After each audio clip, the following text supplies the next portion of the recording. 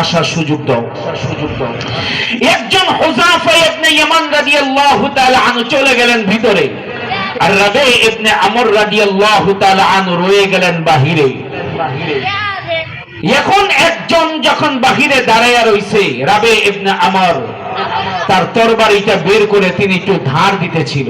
একজন ডাক দিয়া বলতেছে, তোমরা বললে আমাদের এই কিসরাকে তোমরা নাকি দখল করবা, কিন্তু তোমাদের কাছে অস্ত্র তো ভাঙ্গা, এই ভাঙ্গা তরবারি দিয়া কিভাবে তোমরা আমাদের এই রাজ্যকে জয় করবা?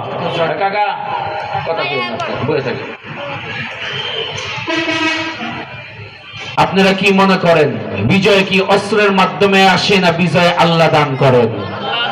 জোরে কোন কে দান করেন?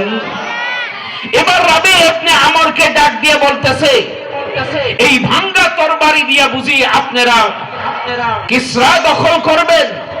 এটা কি কোন রকম সম্ভব?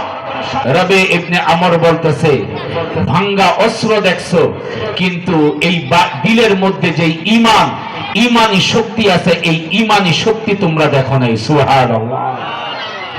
হযরত রাবি ইবনে আমর রাদিয়াল্লাহু তাআলা আনহু ডাক দিয়া বলেন, ও সৈন্যরা শোনো, তোমরা যদি আমাদেরকে পরীক্ষা করতে চাও তাহলে তোমাদের সবচাইতে শক্তিশালী ঢালটা নিয়ে আসো।